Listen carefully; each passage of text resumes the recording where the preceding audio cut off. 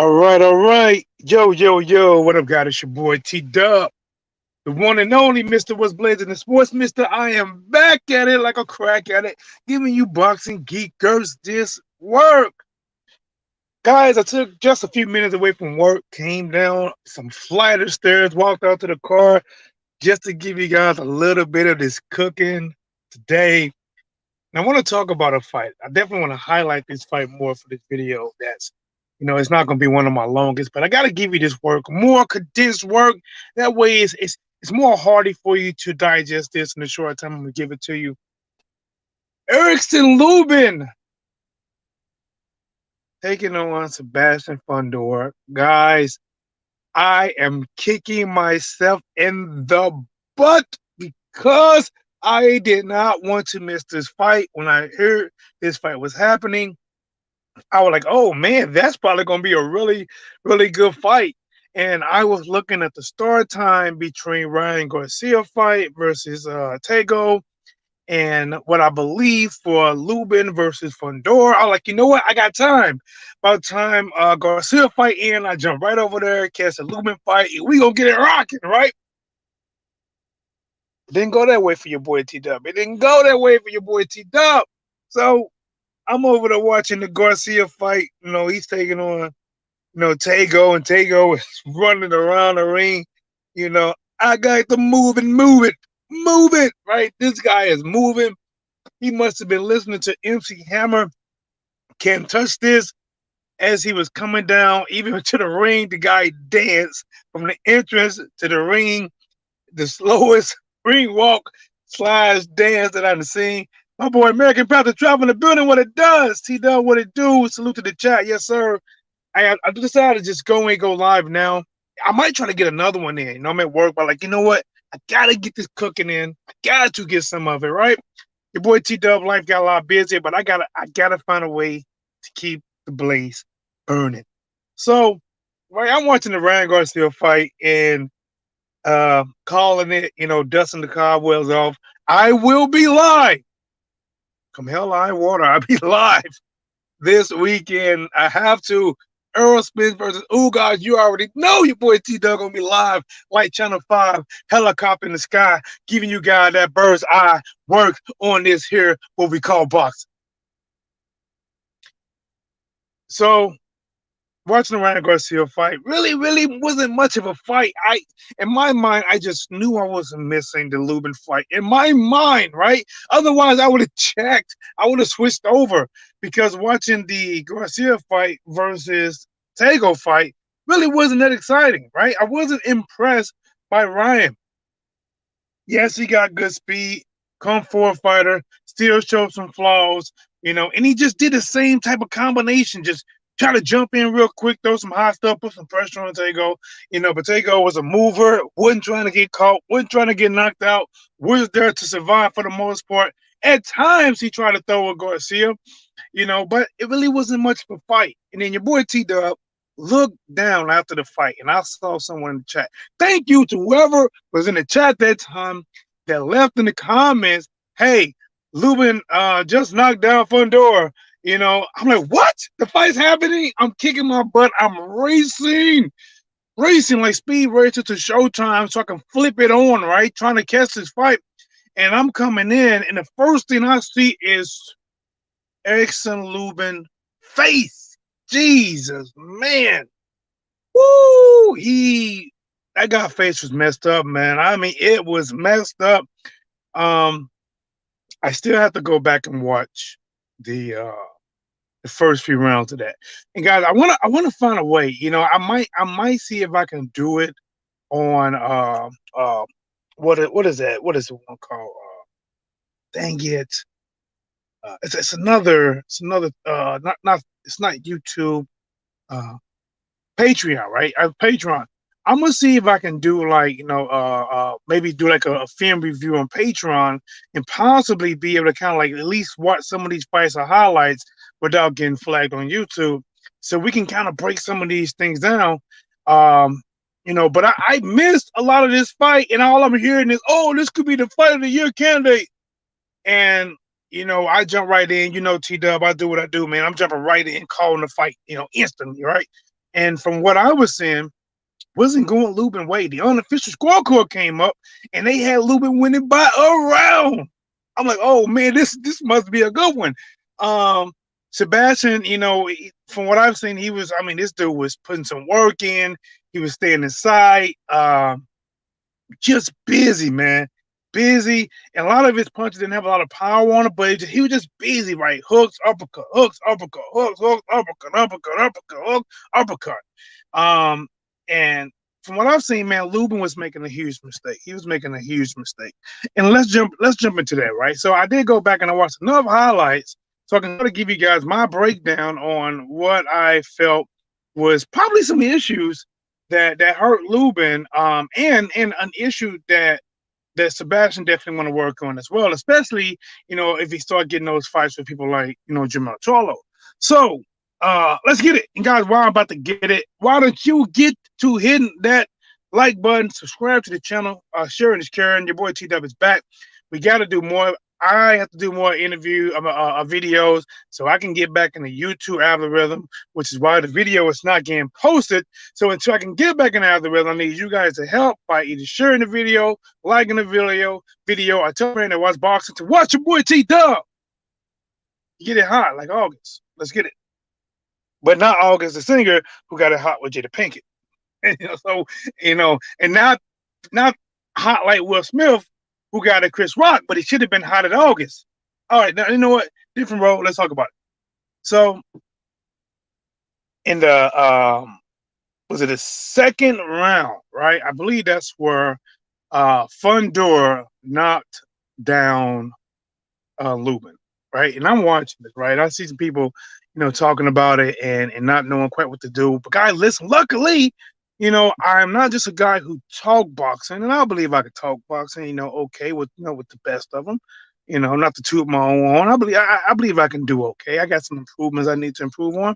But your boy TDub actually was in the ring. Your boy TDub dissected fighters, fight plans. And your boy TDub was actually a coach who made plans for fighters to beat other fighters with certain styles. But I'm just going to talk about what I feel that Lubin did wrong, right? When you are a shorter fighter, and believe it or not, a lot of guys that I fought was taller than me. A lot of times I fought around like 175, 176, in that era is what I fought at. And look, guys, I'm only like 5'11", right? I'm barely getting 5'11", and I'm fighting guys at 6'5", 6'6", 6'4". So even though I never liked it, but I came good at fighting tall fighters, right? I haven't took a loss, and I haven't had really too many, that much of a close fight with these guys. But one thing that Lubin was doing wrong, and that got him caught, is he was square. Let me give you guys some boxing knowledge. Square means that your shoulders are straight across, right? Your body, like if you're facing an opponent, you don't have neither shoulder pointing at the opponent. They just kind of square. You kind of chest facing the opponent, right? And so in case, because I'm not in front of you guys, I'm gonna have to do a video like this again where I can demonstrate. But basically, your chest is facing the person almost. You may be slightly bent over a little bit, and he's taking his hands and he's putting his hands up to do like a full guard block or defense to his face. To me, that is hooks or uppercut city, or going to the body. Yes, it does block direct shots at your face or some hooks that's not a ride to get around, but that is uppercut city. And so let me get to it. He's bent over, goes to a full block, right? Full guard with his hands up. What he has just done was he actually created a blind spot for himself.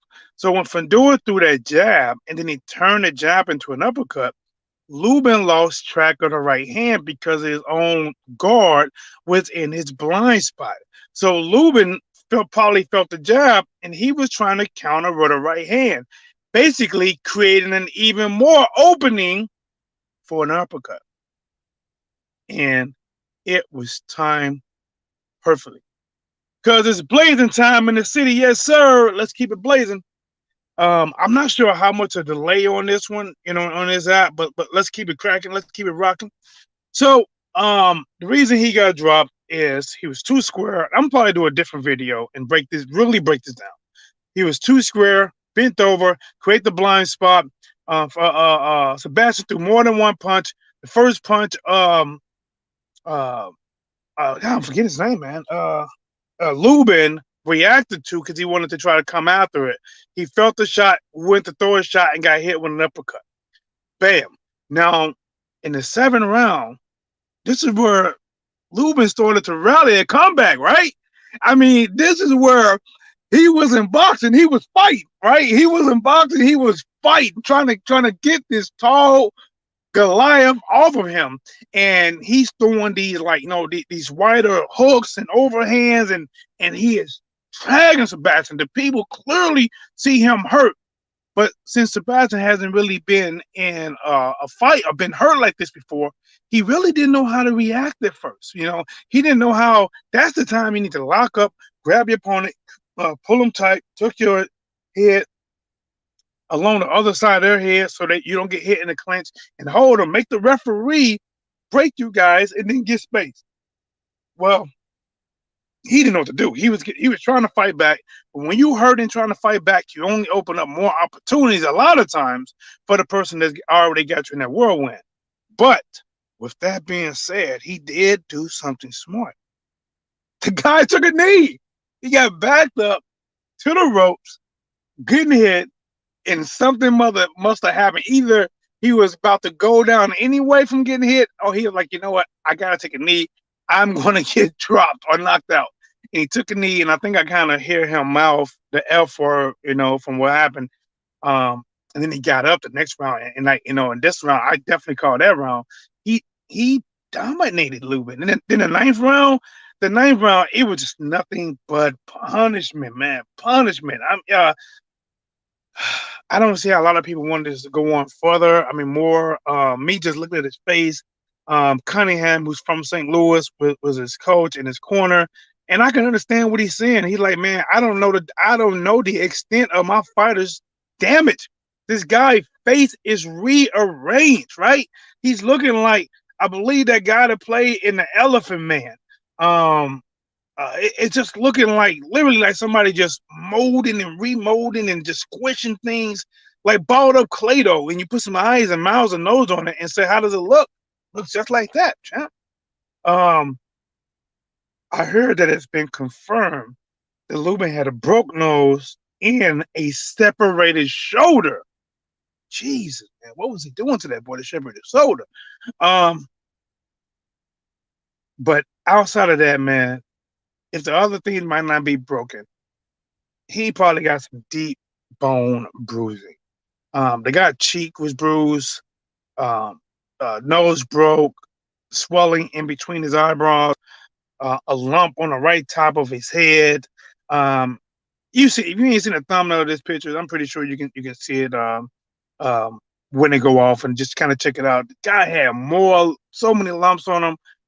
So many bruises in his eye, right? A lot of people are concerned that he probably had an orbital bone broke or something. It's just bad. And it's one of those losses that you lost, and it's going to be so hard getting over this because you got to wake up in pain. You can't even chew food. Remember when Manny Pacquiao fought Ugas? The guy's eyes were closed. He had to be fed soft foods by his wife. Man, listen. Sebastian Fundora, from what I've seen, man, 6'6",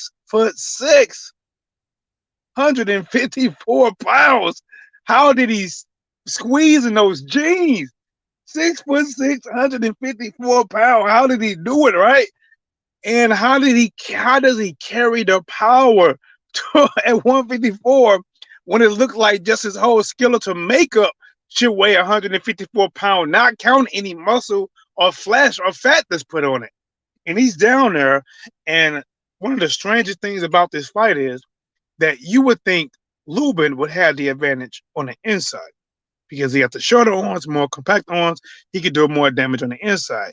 And you would think that Fundora, with his reach advantage being, long as a lifesaver, that he will have better advantage on the outside. But it's crazy in this case that Lubin might have would have done better. I don't think on the complete outside. I just think he should have did more angle type of work. Don't be right in front of the guy. More angle, stay to his side, either left or the right side. I think honestly, I think he could have took the uppercut away, pretty easy. I'm not saying at all completely, but it's just a minor adjustment that would have minimized the uppercut, down a lot. It would have had Fundora changing his weapon. But even with that being said, man, Fundora, I mean, this guy can fight, pressure. I have not seen, I don't know if I've seen a really good inside fighter that tall at such a low weight. But I'm going to tell you what Lubin could have done that he didn't do right. So I'm watching these highlights. One thing that Lubin could have done is that whenever Fundora go to the body, now I want you to imagine this guy, 6'6". So if a 6'6" guy is going to your body, he is creating a massive defensive hole because he has to go so far down just to reach your body. Now, for him to reach your head, he doesn't. He's just coming down to these angles. But to reach your body, he is creating a massive hole. And by you being a shorter fighter, and if you got your hands up, all you have to do is come up with your hands about 4 or 5 inches with your own uppercuts, and you're going to land. As soon as you feel a block, towards your body, or he actually touches your body with a shot, you got to shoot an uppercut right there on that same side.